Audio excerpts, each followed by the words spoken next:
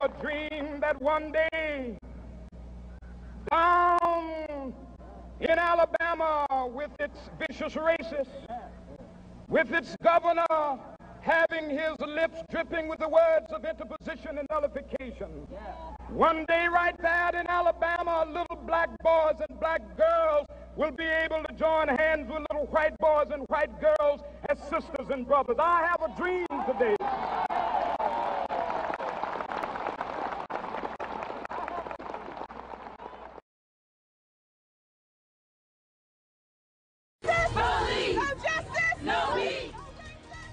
Outrage and activism. Thousands of people descend on a small Louisiana town to protest what they call racial injustice. Demonstrations took place nationwide, including here in Los Angeles. Hello, thank you for joining us. I'm Ellen Leyva. I'm David Ono. This is Eyewitness News at 4 o'clock. Huge crowds overwhelmed the tiny town of Gina, Louisiana today, showing support for 6 black teens accused of beating a white schoolmate. Thousands arrived by bus from across the country, chanting in unison, shouldering children and signs. The case begins with this tree. White boys hung 3 nooses from the tree after black students sat under it. Racial tensions simmered at the school, coming to a head with the schoolyard beating of a white boy. 6 black students were arrested and initially faced charges of attempted murder. The white students who hung the nooses were not prosecuted. Even for the volatile city politics of New Orleans, this was no regular city council meeting. It got wild on the inside. Walk him out this way. And wild on the outside, with as many as 200 protesters furious they couldn't get in. Police fired pepper spray and used stun guns. In all, 15 people were arrested, mostly for disturbing the peace. It was all an emotional buildup from a housing crisis created by Hurricane Katrina. The city council was deciding whether to demolish 4 public housing developments, more than 4,500 units. In their place, HUD, the Federal Department of Housing and Urban Development, and the city will subsidize new mixed-income housing. Some residents and protesters argued the demolition will essentially kick out the poor and replace blacks with whites. It's a race issue because the public housing developments were 100% black. And these are the people who are not being allowed to return to the city. A British sportsman is creating a stir stateside after admitting that he's gay. Why does America care? Because John Amici was a professional basketball player, a sport with a very macho image. 5 Sports reporter Alex Thomas has more. In a sport that has been graced by some legendary athletes, John Amici was ordinary. But he's creating an extraordinary fuss in the US by announcing that he's gay. Those who follow the sport closely say the revelation is unprecedented. There's a joke that NBA stands for no babies allowed. It's rough, it's tough. So for a guy to come out, and say he's gay is not only, it's a first for the NBA and quite a shock for them, really. Amici is retired now, and it's no coincidence that he's come out of the closet just before the release of a new book. He claims he was dropped for being gay, but one former coach has insisted he didn't know. Oh yeah, it would have probably mattered. How? I don't know exactly, but I always have people's feelings at heart. Miami Heat guard Tim Hardaway has apologized for remarks he made Wednesday on a radio talk show about last week's announcement that former NBA center John Amici is gay. The host had asked Hardaway how he would interact with a gay player. I hate gay people, so I let it be known. I don't like gay people. I don't like to be around gay people. I don't, I'm homophobic. I don't like it. It shouldn't be in the world for that, or in the United States for it. So yeah, I don't like it. Hardaway later apologized, calling his comments a mistake.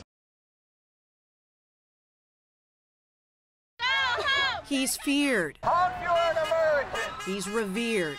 Sheriff Joe Arpaio of Maricopa County says if the federal government and Phoenix police won't enforce immigration laws, he will. We are enforcing the state law, we are enforcing the federal law, and we're going to keep doing it regardless of lawsuits against me, critics, picketing, showing my signs in front of this furniture store, calling me a KKK, a Nazi.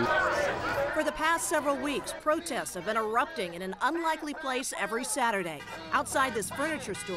Sheriff, go home! Protests drawing Hispanic families, Minutemen, even mariachi musicians. They call us racist because we don't like illegal aliens. I keep asking them, what race is illegal alien? It's a law thing, it's not a race thing. It all started when the furniture store owner made a move to drive Hispanic day laborers away from his business. Negotiating with potential employers in our parking lots and getting picked up and waving people down. Mike Sensing hired Arpaio's off-duty deputies for security, and Arpaio sent in extra neighborhood patrols. We are patrolling, and if there's anybody violating the immigration laws, we arrest them. His deputies' traffic stops resulted in 60 arrests for immigration violations. The sheriff's tough tactics fueled the protests. Give me my ticket and that's it. Why you ask me if I'm legal just because I look Mexican? Yes, I'm Mexican, but I'm legal in this country. I don't think it envisioned for a private individual to be hiring off-duty officers to actually intimidate a whole neighborhood and basically racial profile an entire community.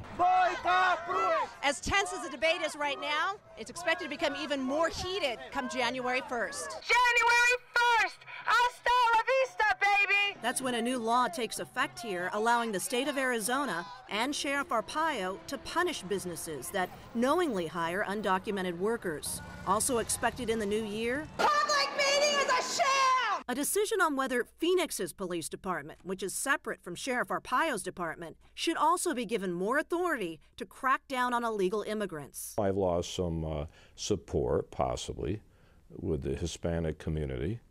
That's okay. When you're 80% in the polls, you can take a 3% hit. So Sheriff Arpaio says his deputies will keep rolling into neighborhoods, regardless of whatever protests come their way. Cara Finstrom for CNN, Phoenix.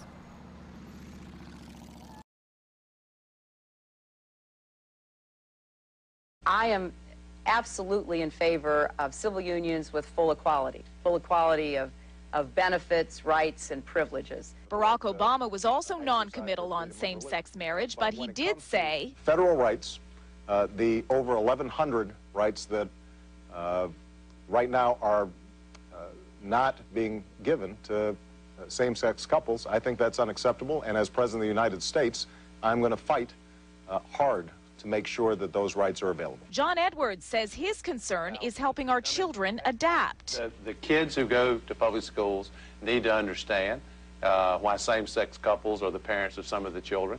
They need to understand that these are American families. It is the first time gay rights have been brought to the forefront through a televised candidates forum. Tonight's forum aired on Logo TV. That's a gay-oriented cable channel. They extended the same invitation to the Republican presidential candidates for a second forum on gay issues, but GOP frontrunners showed no interest.